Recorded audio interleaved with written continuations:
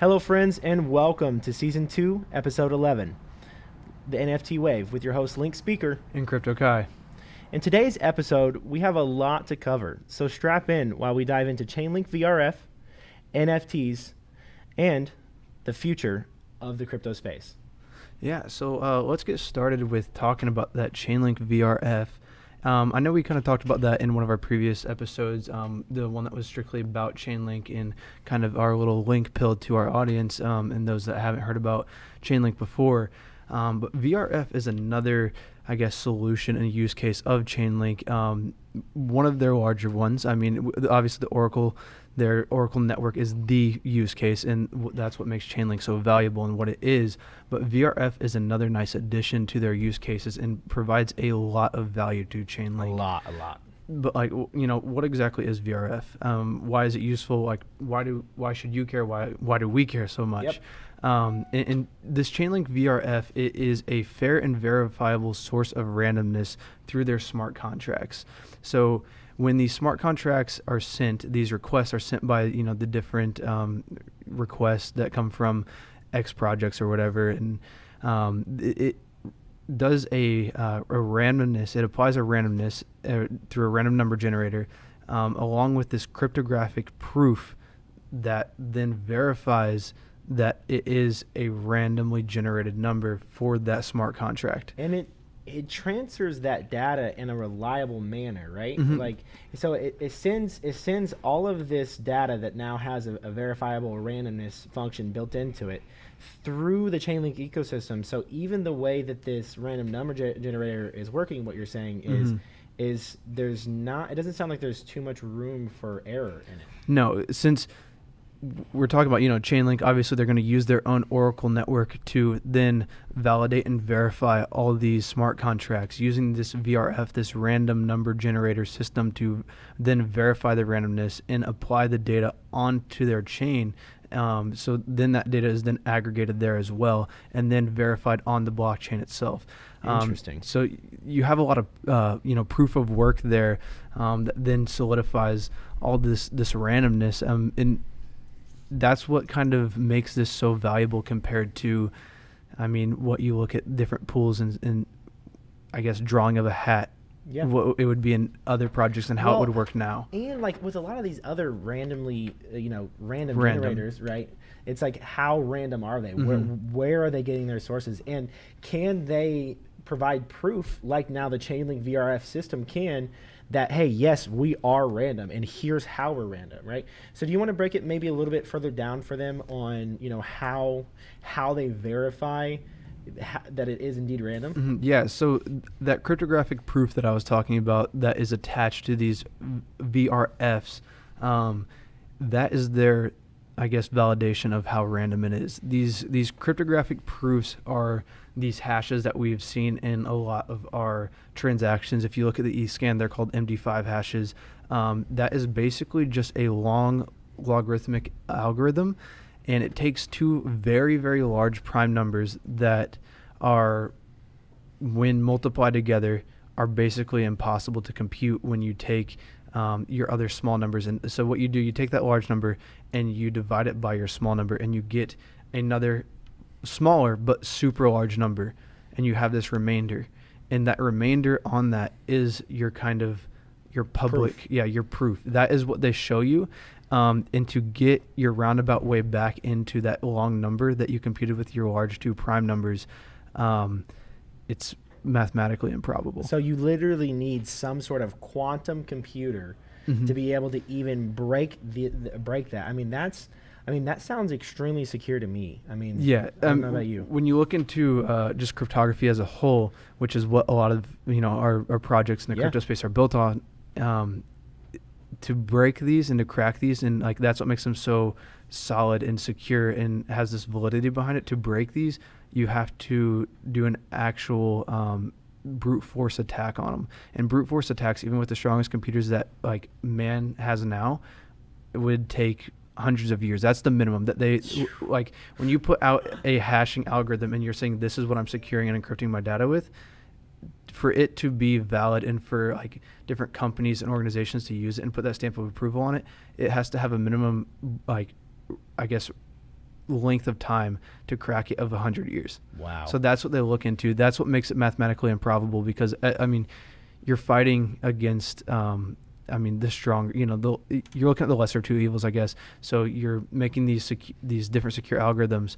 and hackers are doing the same to try to crack it, and normally they work faster. So just to kind of segue that into what you're studying at college, right? I mean, from your, you're about to have a degree in cybersecurity, right? Mm-hmm. So from your standpoint, does this system sound like it's future-proof, the ability to then now, literally provide proof that this is random? Do you see that as value? Yeah, definitely, 100%. This is what we talk about. These hashing algorithms are like, this is some of the strongest way to encrypt your data. I mean, that, and then digital signatures. But digital signatures don't really have a use here, because you would have to actually have specific people that would sign off on it, and then that kind of defeats the purpose of what crypto is, and having it completely decentralized. It kind of still has a centralization point with digital signatures. So hashing algorithms are the way to go. I mean, as time goes on, people are going to find ways to possibly crack them, but it could be years before then. I mean, we're talking a very long time before it's even possible. That's so much energy, so much resources. In that time, you're looking at, these projects have some of the best engineers in the world, blockchain engineers, software devs. You name it. They have just completely A1 teams, and they're working on ways to make sure this stays secure. Yeah. So and a lot of these projects are also open source. So now moving from, here's now we've explained for the listeners what Chainlink VRF is, mm-hmm. right? Now let's kind of move and transition into the NFT space, right? We named this episode the NFT Wave, guys, specifically because the NFTs, so we have DeFi. DeFi is really big. Chainlink powers DeFi, right? But what's gaining a lot of the public's attention is NFTs. You have people like Logan Paul talking about it. We've talked about it multiple times on the episode. Now apparently Trevor Lawrence. Right. Now with Trevor Lawrence too. You have Mark Cuban talking about them. Mm-hmm. Like, it's starting to take social media by really a storm, right? And so what an NFT is, the basic definition of an NFT is a non-fungible token, right? And so what that means is it basically takes out forging, the ability to forge whatever that NFT is, right? That token, it completely removes that ability, right? And so when you look at just all the insane use cases, which we're going to actually break down some of those use cases here, you start to see that NFTs are the way future for gaming, for asset transfer in general, mm-hmm. right? Being able to then prove something on a global scale of, is this real, right? Mortgages, musicians, we're going to dive into that, right? Musicians can then literally create their own individual pieces. Imagine the old days of being able to, or needing really, to buy records, right? And then we had now an online stuff where people are stealing from musicians, mm-hmm. right? From happens all the time, yeah. Exactly. Copying the music. Imagine you... Especially the beats. That's what I noticed a lot. Man, massively. The producers are getting their beats and their mixes stolen a ton. Well, now imagine, in order to license it, all you needed to do was buy an NFT, mm-hmm. and kind of use that avenue, right? Yeah. So that's kind of the basic definition, kind of some of the basic use cases. Now, how does... where's the relation between NFTs now and VRF, right? And we're going to kind of break that connection on how big that connection is for you guys. So to kind of segue into this mix of the VRF technology and NFTs, let's look at this musician platform called Say Blow. What they're going to be doing is they're going to be entering Chainlink to enable dynamic NFTs that represent hip-hop's most celebrated artists. Chainlink oracles will update NFTs on-chain trending scores based on artists' real-world performance data. So what this basically means is you're connecting each NFTs to high-quality external data sources, because that's really what Chainlink system does, right?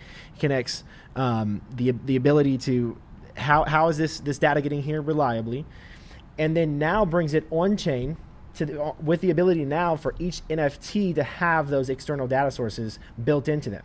Now, since the specific musicians will need to generate an overall score that will live on the blockchain, it can now be directly tied to corresponding NFTs of that musician. I mean, that's huge. Here's a platform that is now directly partnered with Chainlink, using they're now verifiably random NFTs, right? Building that the VRF technology in as well, and then now as well talking about Chainlink being the oracle. What do you think about that, Crypto Kai?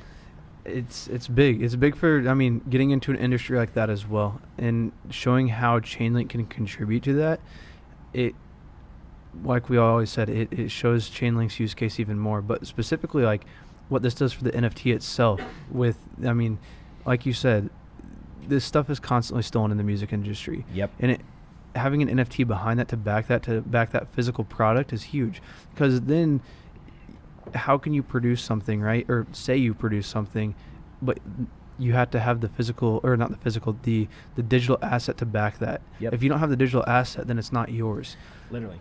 And I mean, and one goes for one, right? So Yep. you might have the NFT, right? You might say that you made that mix, or you made that song, or, you know, whatever it might be, that album cover, however it's tied to the music, you might say that you made it. But if you don't have the physical asset or the physical object, How can you prove it? how can you prove it? Yep. So when you have that one, you know, that one-to-one tie to each other, it kind of eliminates a lot of fraud and a lot of issues in the music industry as well. Where do we see this going, right? I mean, like, where I'm kind of envisioning this, right?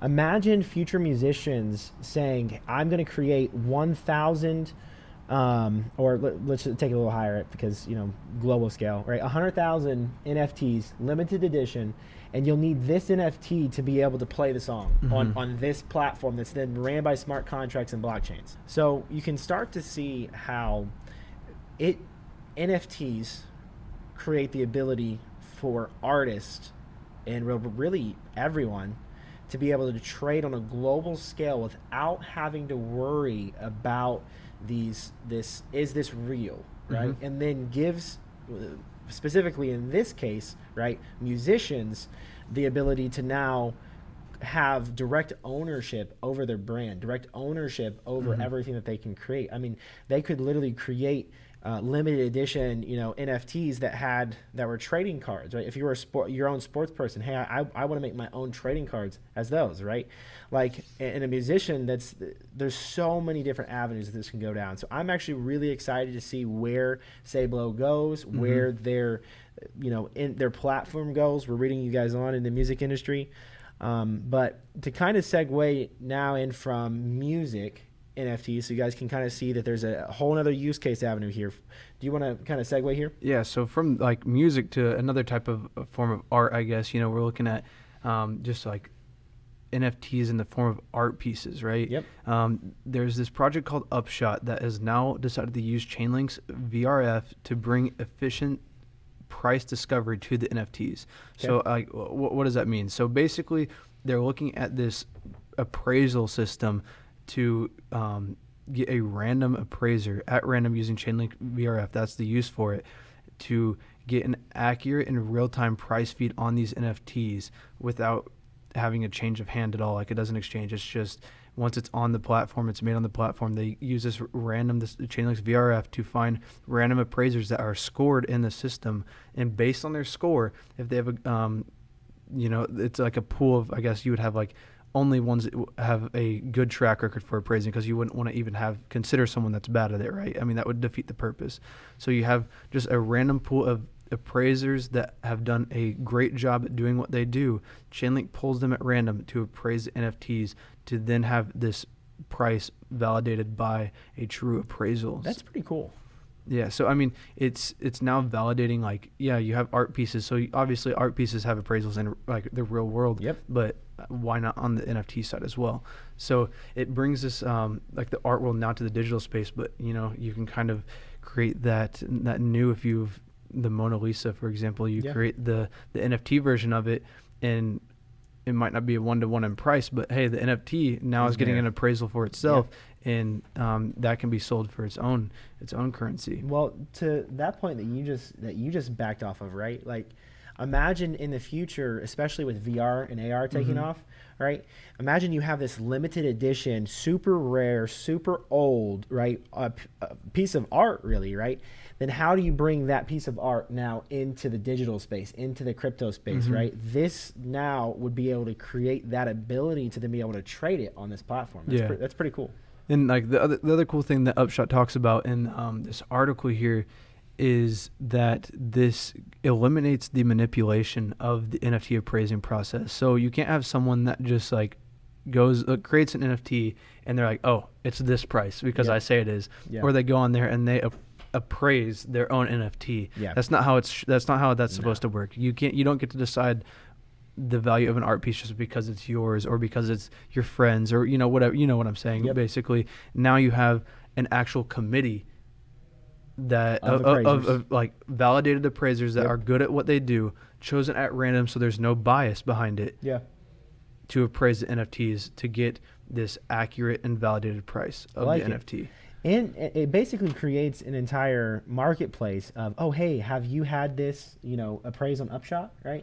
Like if people have had the ability to now, hey, we've had this, validated and appraised on Upshot, that gives the NFT community a lot more validity.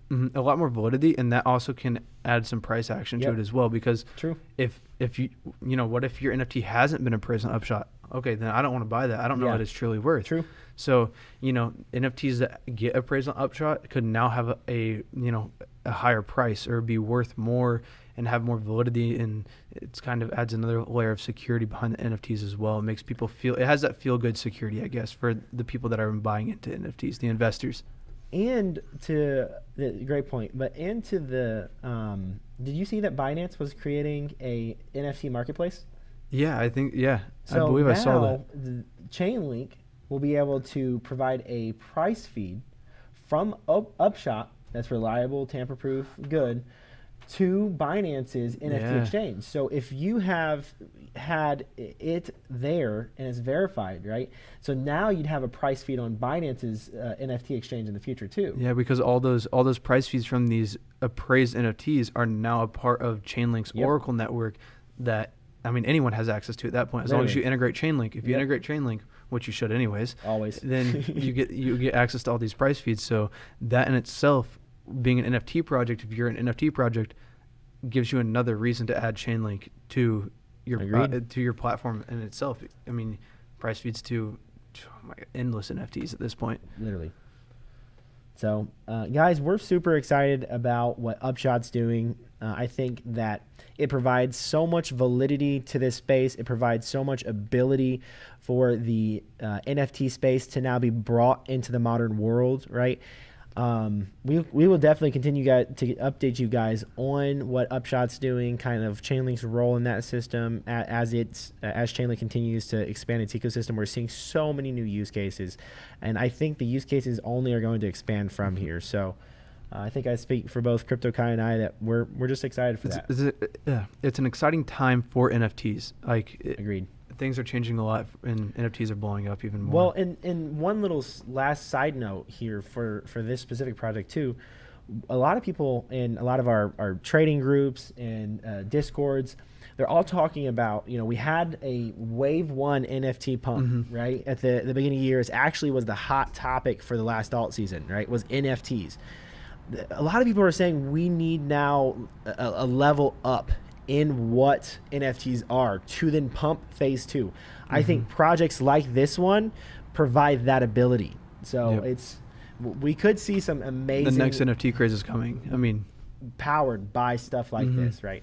So then now to kind of move a little bit more into a hybrid combination project, right? Uniquely, it was a platform for creating and trading NFTs backed by real world items. So they'll use Chainlink's VRF to randomly distribute prizes to its pools of participants who bought, say, t-shirts or select NFTs as an example, ensuring a winner selection is provably a fair and tamper-proof system, right? So now This is like we were talking about this before the show. How many use cases this has It's crazy. is so cool, right? So now you have Chainlink providing a VRF service to another NFT project, right? And with this ability, now you have a direct connection to real world backed assets.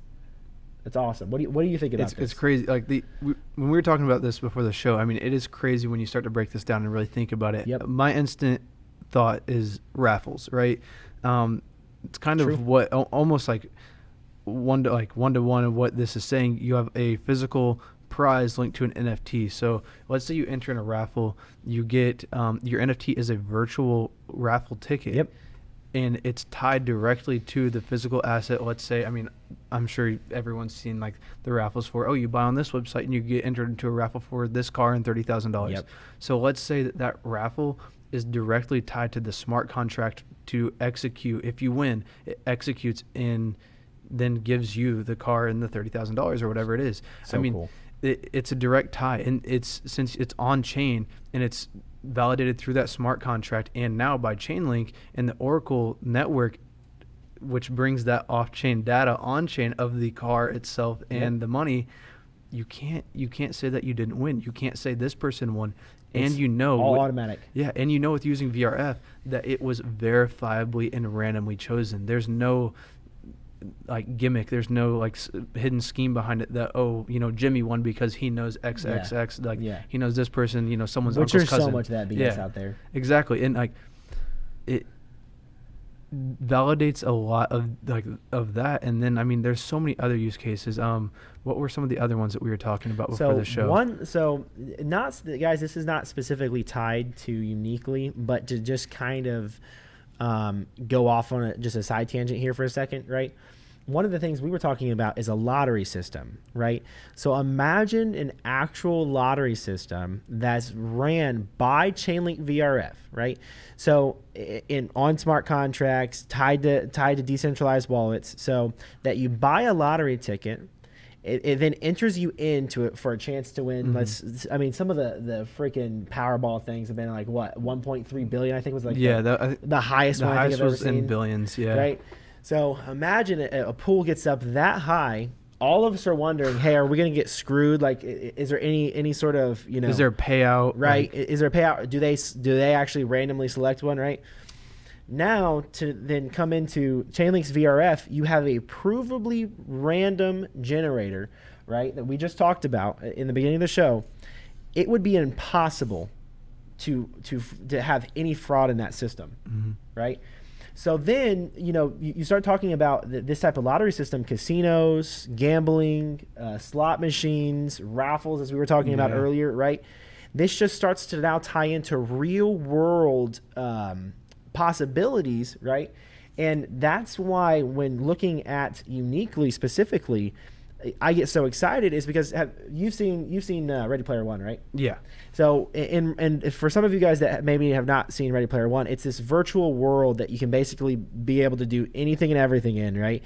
And in the show, he actually goes to this virtual shopping center, right? Virtual shopping center, and then is walking through this virtual store.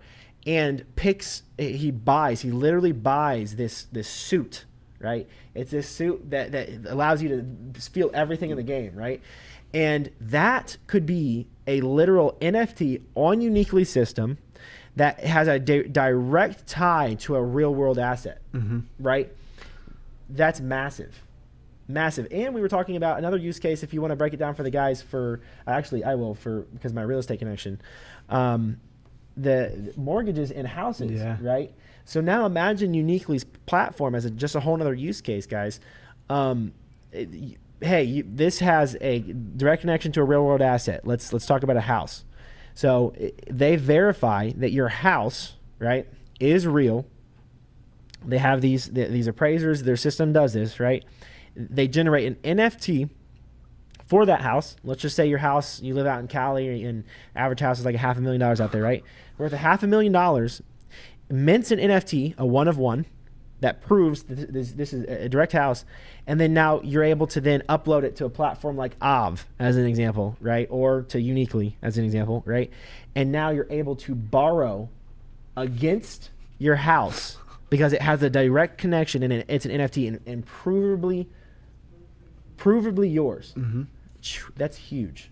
Takes refinance to a next level. A whole different level. And brings the ability to, and we're not saying this is exactly what they're doing. We're just imagining, right? The possible use cases, just to get an idea of where these things can possibly go. Exactly. It's huge. It's huge. The really, it's kind of limitless, the directions that everything here can go, right? Especially when you use Chainlink VRF. I mean, that gives these NFT projects a whole nother avenue and much more validity and security behind their project. And that's what we're trying to get across, is like using Chainlink VRF and these platforms is a must. It doesn't make sense not to use it. As we said with just Chainlink as a whole with exchanges, same thing goes with these NFT projects. It doesn't make sense not to use it. Agreed. But like with what you're saying about this, NFT tied to your house and this refinance possibility on, different loan places like Aave.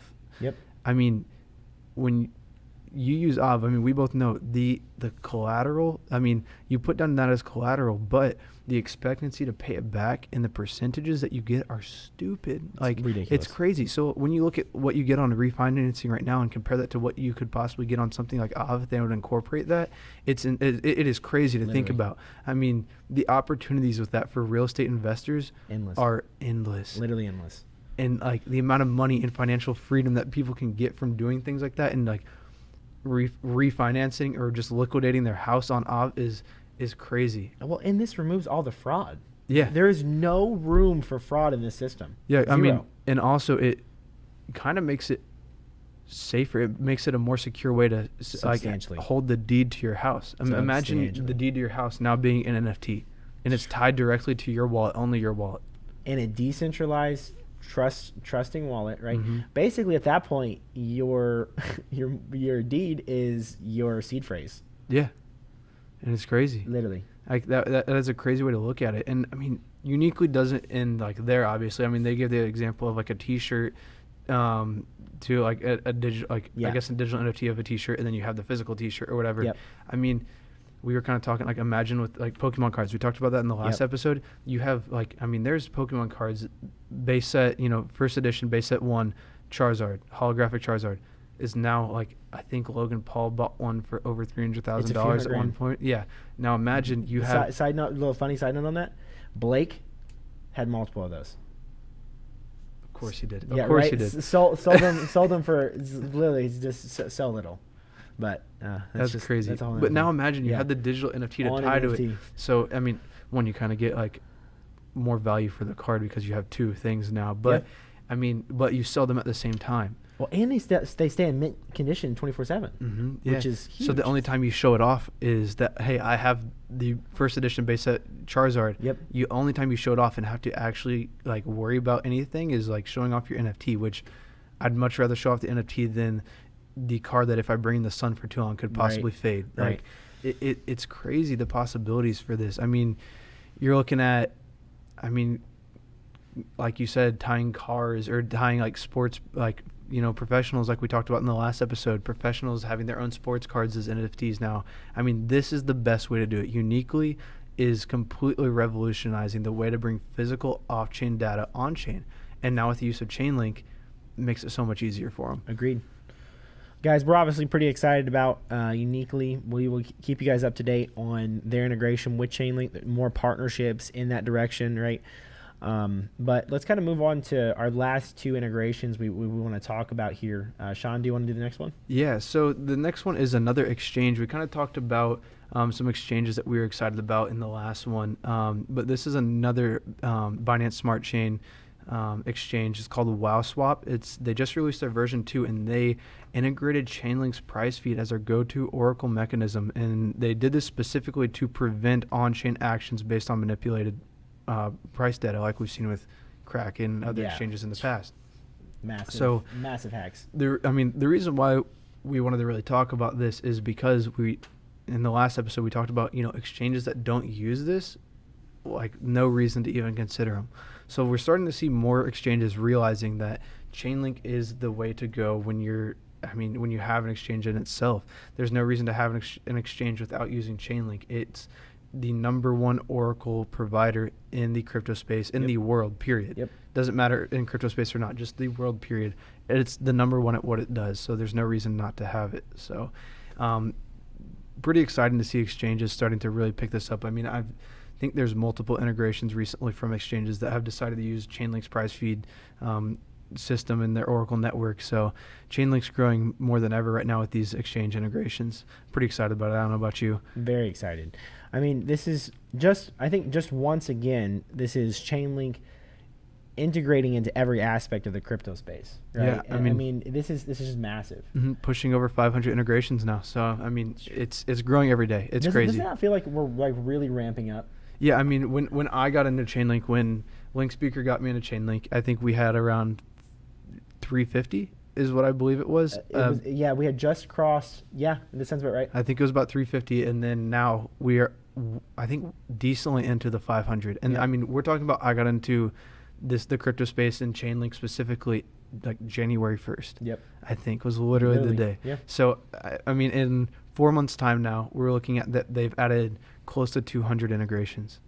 Nuts. That's crazy. That speed of ramp up. I think it's only going to increase, right? Mm-hmm. And I mean, talking about NFTs, we've kind of talked about NFTs a lot of the show, but one of the big integrations that we were super excited about this week to kind of transition into that one, right?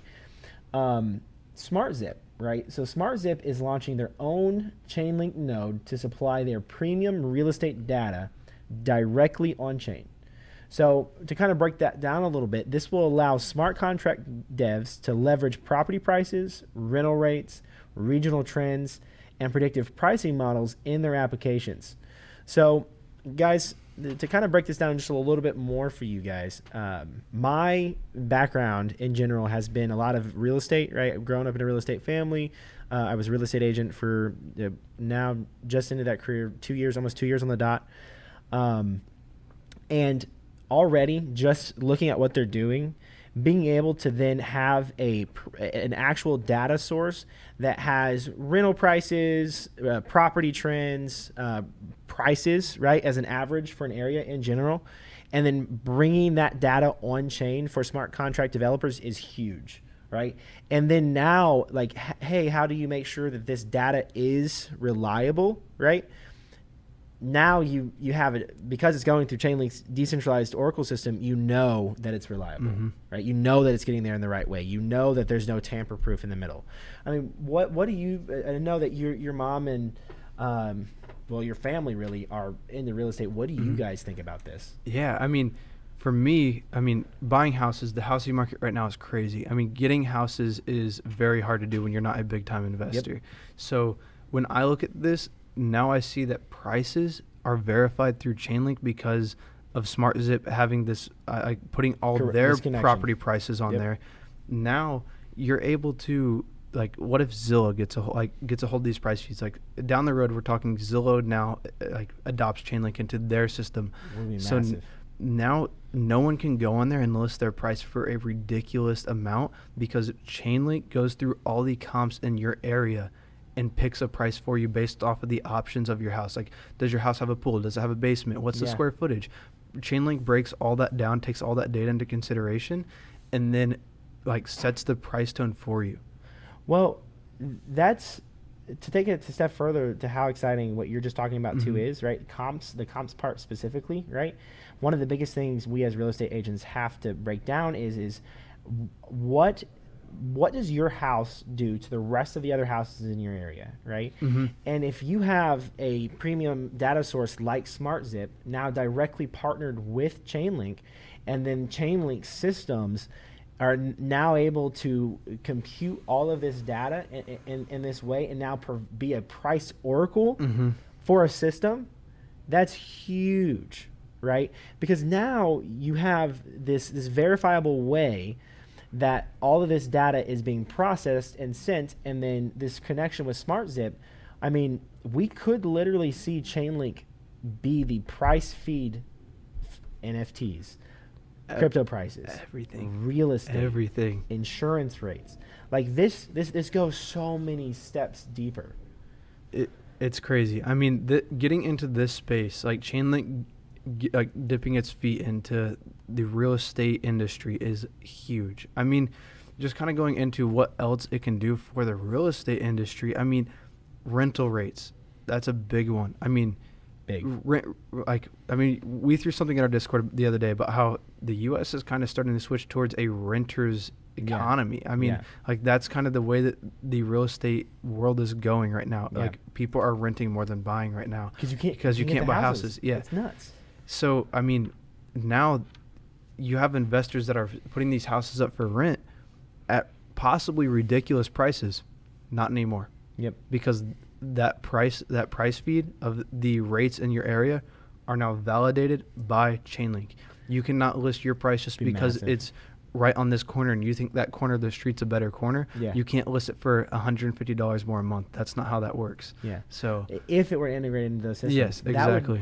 And see that, like when you start on your note on that article, I kind of went on a deep dive, and there were people in the comments, we need regulation, blah blah blah, not realizing that when you ask the government to regulate, they always over-regulate, right? Because they're big brother and they need to do a broad spectrum, right?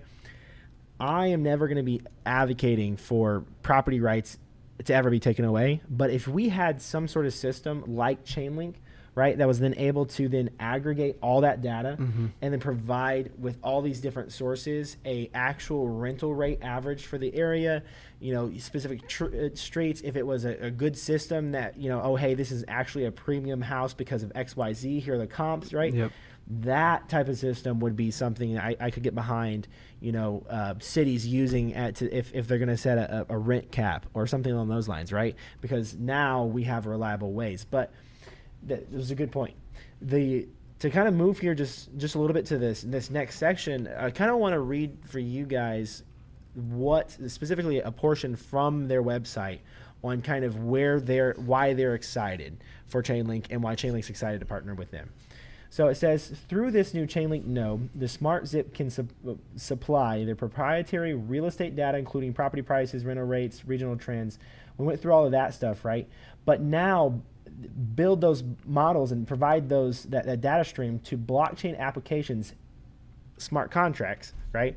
Now, additionally, the Chainlink node cryptographically signs all the data broadcasted on the blockchain, giving cryptographic proof of the data's integrity originating from the Smart Zip API, right? So just to kind of reiterate, just in general of all of that what we just went over with them, this is it, right? I mean, there's no way you can't convince me that this is not huge for the real estate game now coming into the blockchain space. Yeah, I mean, what does this do for projects like Labs? I mean, Labs was the first one that we noticed that was trying to do real estate on chain. So I mean, like, what does this do for them? I mean, it's revolutionizing for the entire real estate space. Like, guys, like, as we are learning more about all the amazing use cases that not only Chainlink has, but our space has, we keep saying that blockchain and crypto are revolution. It is. Like, this technology now with the direct help of Chainlink provides a way to revolutionize yet again an entire another industry, right? Like, so exciting. This goes to show, like, bringing real world things on chain. I mean, the housing market, in my opinion, is one of the harder industries to try to get on chain. I mean, it's just there's a lot to it. So much. And if they're able to do that, what's stopping them from getting into anything else? What's stopping Nothing. The blockchain and crypto itself and Chainlink especially from getting into all other avenues that we see in our day-to-day lives? There's not much at this point. Agreed. I mean, this is like the dominoes. I mean, like we talked about, the dominoes are falling. This is a very large domino that is starting to fall. Agreed. Well, guys, this is all the different NFT projects, integrations that Chainlink has partnered with over the last week since our last episode.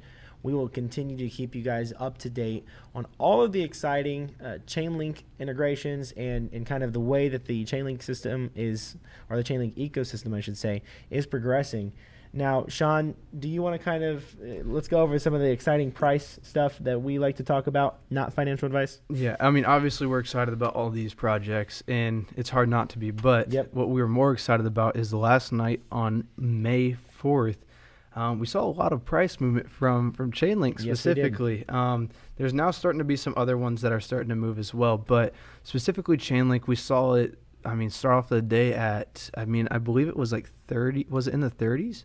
Yeah. So yesterday, so let's see. Pulling back, I think it was like 38 is where we started the day. So some are right about 38, 39. Yep, right here, right about $39. Yeah, $39. I mean, that's where we've been consistently for the past week. Right around, we've been hovering that line between like 36 and 42 ever since we hit the 44 all-time high early last week. We came down, started hovering around 36 to 42. And yesterday, I mean, we were just building all day. We were in the 40s, like 41, 42 for quite some time. And then all of a sudden last night, I mean, we started pushing. It was, 45 and then come down, 46, 47, 48. And then at some point last night, we finally broke through, and we broke 50, reaching an all-time high of 51, like, was it 7 or 51.2, somewhere in there? It was 51, 51.20. 51.20. I mean, that's huge. I mean, breaking through 50 itself is breaking a huge psychological barrier. Agreed. So, I mean, how far is it for Chainlink to keep going? I mean, where's the next target? So, I mean, when looking at the current move we've made, I think something that's really big to talk about is Ethereum's move. Now, we've kind of talked in general about, how Chainlink is one of Ethereum's largest tokens, right? Chainlink is technically an ERC20 token, right? And when you look at the market cap that currently Chainlink has, it's right about 20 billion, right? And so the Ethereum ecosystem, the big daddy, right, of the entire ERC20 network, right, which like 30 to 40% of all cryptocurrencies are built on, increased 50%. That's crazy. In about a week and a half. On a coin like that, on a coin of that value already, that's crazy. Massive, right? Increased 50%. So when you look at a 50% move on the Ethereum network, which added, hundreds of billions of dollars. I believe it was like 174 million when it was at like 21 to 2200 is what the market cap was, and now it's at 380 billion or so. Yeah. Let's see. I'll pull it up. I have it right here. Oh, perfect. It's at wow, guys, this is monumentous. Ethereum's market cap is now above $400 billion right now. Right, so as we're recording the show, the Ethereum price currently is at wow, it's so bullish, $3,458. Right, so when looking at you were just talking about the market cap being at what was it? What would you say? I think it was like 174 billion. 170, right? Mm-hmm. So now crossing into we're at $400 billion market cap, right? That is literally a double, more than a double since then, right? Mm-hmm. At that almost a double, right? Yeah.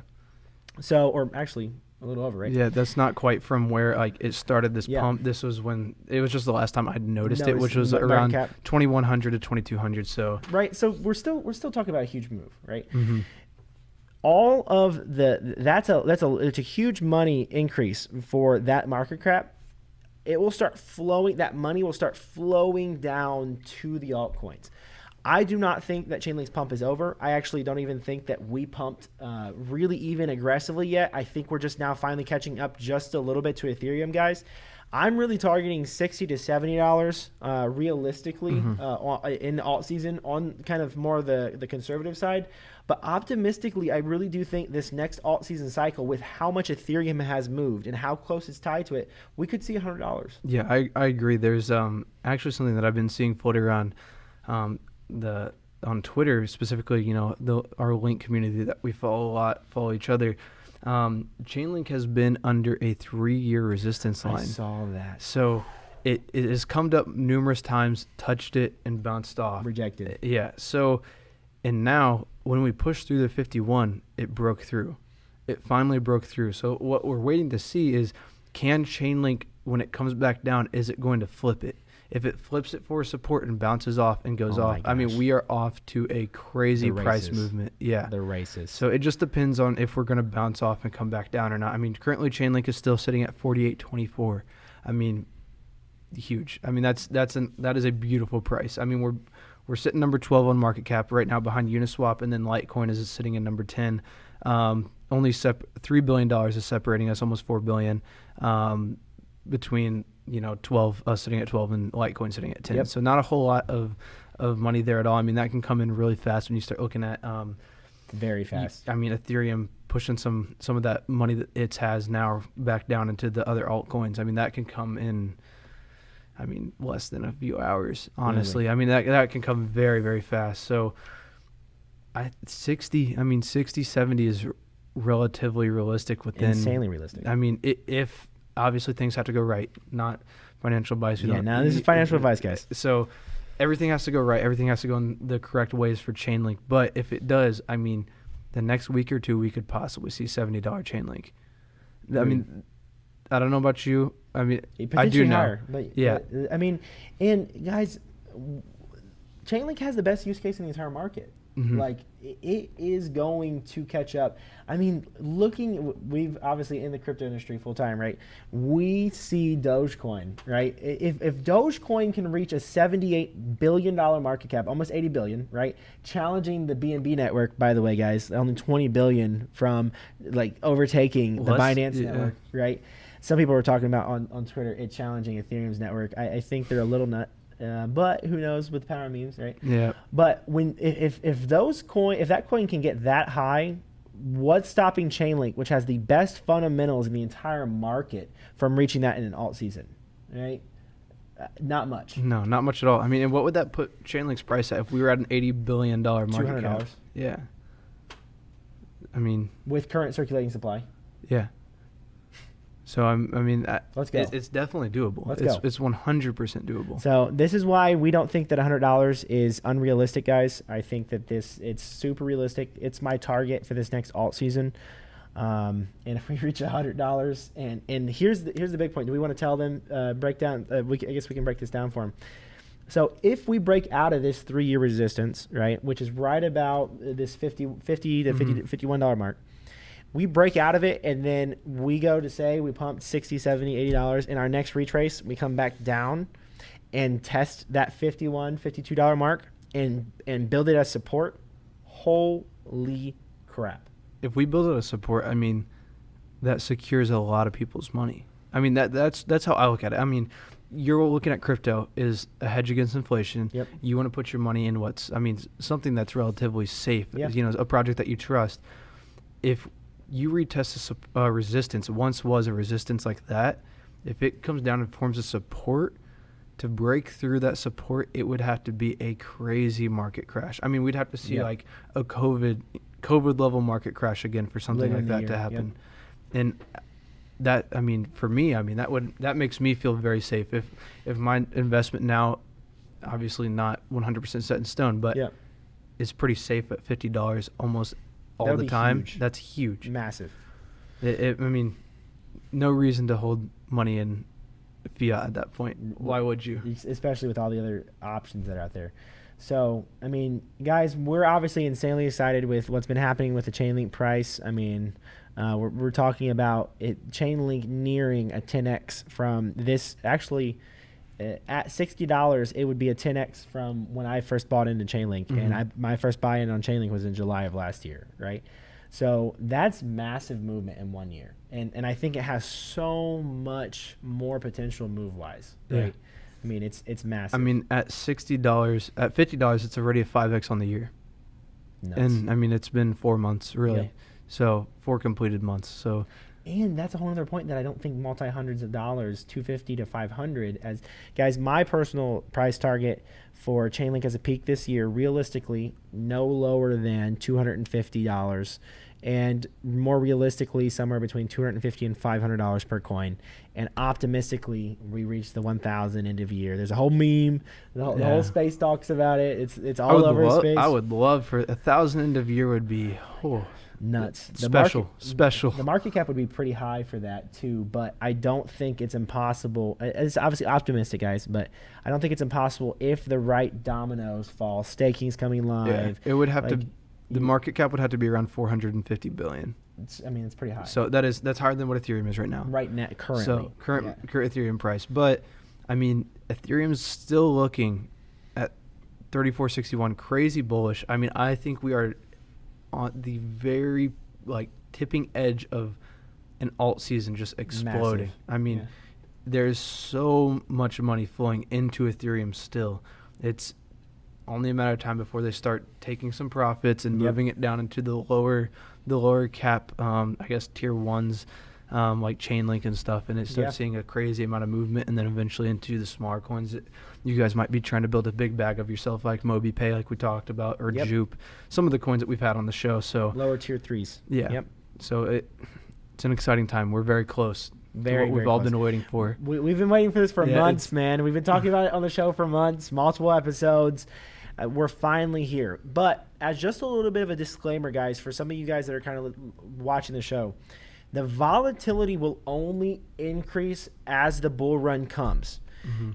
If you can't handle the 40 to 50% retrace days, you don't deserve the 200, 300, 400% pump days. You just don't, right? You have to be willing, days, weeks, you get what I'm saying? Mm-hmm. You have to be willing to ride this turn as an investor. You basically have to ride the waves. We like to say you're just a surfer. Literally. Just riding the waves. Yep. And if it takes on those down days, you just don't look at the charts. You just kind of cover them up. Don't look at the numbers. Then that's what you have to do. Go grab a beer, drink, do whatever makes you happy, right? Whatever that is during those days. And then enjoy the up days. Mm-hmm. That's a bull run. Right? Celebrate the up days, watch the charts, throw a party. I mean, we're getting ready for our, Chainlink yacht party here. Right. So that's the end goal. So, guys, we'll continue to keep you guys updated on the Chainlink price. We're obviously very excited. I mean, at this rate, each episode we're gonna have so much cool stuff to talk about, which is awesome, right? Mm-hmm. But Crypto Kai, you want to end us off on anything? Just thank you everyone for tuning in again. This was an exciting episode. We're excited about Chainlink and everything that they're integrating. We'll be sure to keep you posted on further Chainlink news each and every week. So agreed. And guys, the point of this episode, we hope you guys have learned more about NFTs. Hope you guys have now learned more about how the VRF technology is being, integrated into the entire space of not only NFTs, but really gaming and anything random number generated, right? Please follow us on social medias. It's Centric at Centric on Twitter. Join our Discord. And as always, we hope you guys have a fantastic day and enjoy.